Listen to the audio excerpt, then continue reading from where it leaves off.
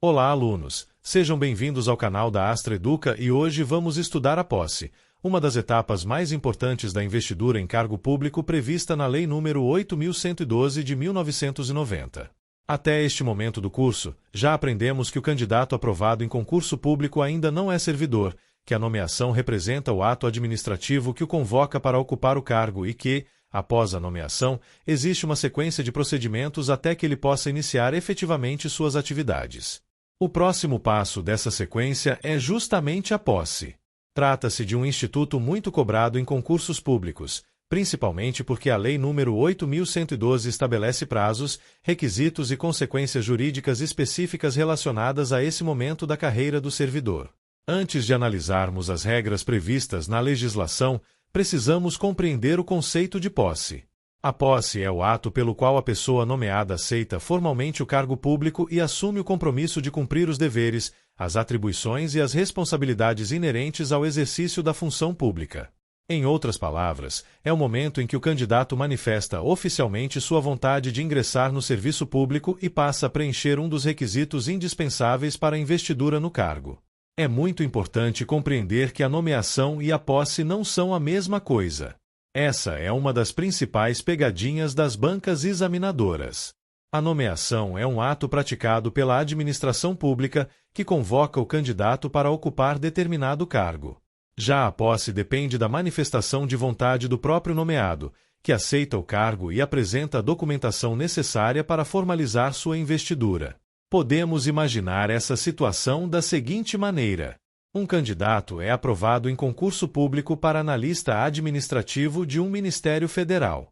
Após a homologação do concurso, seu nome é publicado no Diário Oficial da União por meio do ato de nomeação.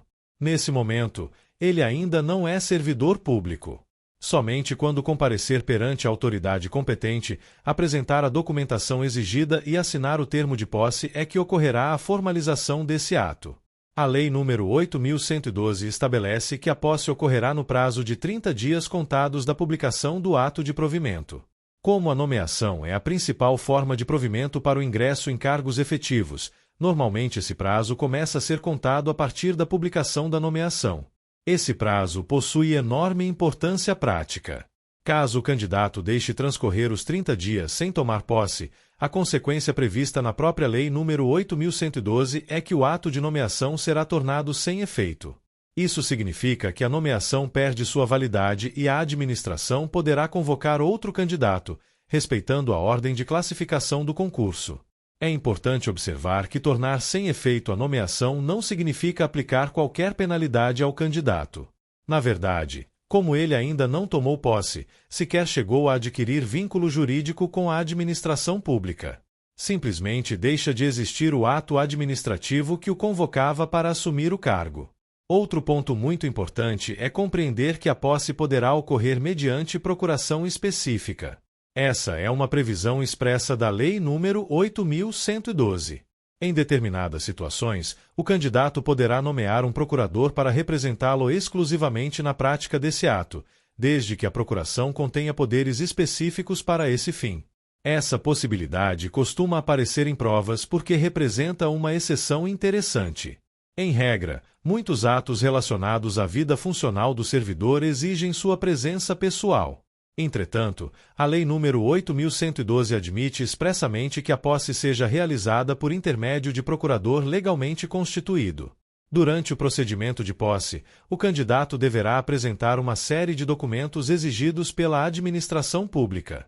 Entre eles, destacam-se os documentos de identificação pessoal, comprovante de escolaridade compatível com o cargo, certidões exigidas pela legislação, comprovantes de quitação eleitoral e militar, além de outros documentos previstos no edital ou nas normas internas do órgão. Além da documentação, a Lei nº 8.112 determina que somente poderá ocorrer a posse da pessoa considerada apta em inspeção médica oficial. Esse exame possui o objetivo de verificar se o candidato apresenta condições físicas e mentais compatíveis com as atribuições do cargo. É importante destacar que essa inspeção médica não busca excluir pessoas com deficiência. Pelo contrário, A Constituição Federal assegura a participação das pessoas com deficiência nos concursos públicos, reservando-lhes vagas quando houver compatibilidade entre a deficiência apresentada e as atribuições do cargo. O exame médico oficial apenas verifica essa compatibilidade e as condições necessárias para o exercício das atividades funcionais. Outro requisito muito importante durante a posse é a declaração de bens e valores que compõem o patrimônio do servidor. A Lei nº 8.112 estabelece que a posse dependerá da apresentação dessa declaração, que será utilizada para fins de controle patrimonial e fiscalização da evolução dos bens do agente público. Além da declaração de bens, também deverá ser apresentada declaração quanto ao exercício ou não de outro cargo, emprego ou função pública. Essa exigência existe porque a Constituição Federal estabelece regras bastante rigorosas sobre a acumulação de cargos públicos, permitindo-a apenas em hipóteses expressamente previstas.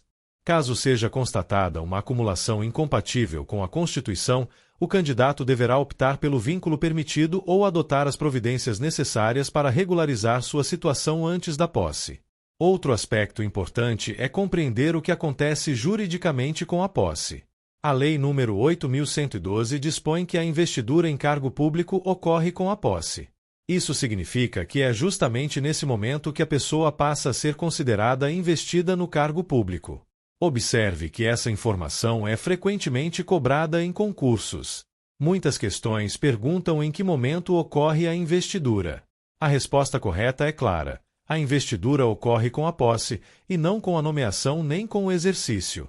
Entretanto, embora a investidura ocorra na posse, isso não significa que o servidor já tenha iniciado suas atividades. Após tomar posse, ainda será necessário entrar em exercício, que corresponde ao efetivo desempenho das atribuições do cargo. Portanto, podemos resumir essa sequência da seguinte maneira: a nomeação representa o chamamento oficial realizado pela administração pública. A posse corresponde à aceitação formal do cargo pelo nomeado, momento em que ocorre a investidura. O exercício marca o início efetivo das atividades funcionais. Outro detalhe importante previsto na Lei nº 8.112 é que, durante a posse, o servidor assume formalmente o compromisso de cumprir fielmente os deveres do cargo, observar a Constituição, respeitar as leis e exercer suas atribuições com responsabilidade e dedicação ao interesse público. Esse compromisso demonstra que o exercício da função pública envolve muito mais do que simplesmente desempenhar atividades administrativas. O servidor passa a representar o Estado perante a sociedade, devendo atuar sempre de acordo com os princípios constitucionais da legalidade, impessoalidade, moralidade, publicidade e eficiência. As bancas examinadoras costumam elaborar diversas questões envolvendo os prazos relacionados à posse. É comum aparecerem alternativas afirmando que o prazo é de 15 dias, 20 dias ou 60 dias. Essas afirmações estão incorretas. A Lei nº 8.112 estabelece que a posse deverá ocorrer no prazo de 30 dias contados da publicação do ato de provimento. Também aparecem frequentemente questões afirmando que a investidura ocorre na nomeação ou apenas com o exercício. Essas afirmações também estão incorretas. A investidura ocorre exatamente no momento da posse. Outro erro bastante explorado consiste em afirmar que a posse não pode ser realizada por procurador. Como vimos anteriormente, essa afirmação está incorreta, pois a Lei nº 8.112 admite expressamente a posse mediante procuração específica. Também é comum aparecerem questões afirmando que a inspeção médica oficial ocorre apenas após o início do exercício. Isso também está errado. A aptidão física e mental deve ser verificada antes da posse, constituindo requisito indispensável para a investidura no cargo. Do ponto de vista prático, a posse representa um verdadeiro marco na vida funcional do servidor. É nesse momento que ele deixa de ser apenas um candidato aprovado em concurso público e passa oficialmente a integrar os quadros da administração pública federal, assumindo direitos, deveres, responsabilidades e obrigações previstos na Lei nº 8.112. Para facilitar sua memorização, lembre-se sempre desta sequência. O candidato é aprovado no concurso público. Posteriormente, é nomeado pela administração. Dentro do prazo legal de 30 dias, toma posse, momento em que ocorre sua investidura no cargo público. Após isso, entra em exercício, iniciando efetivamente suas atividades como servidor.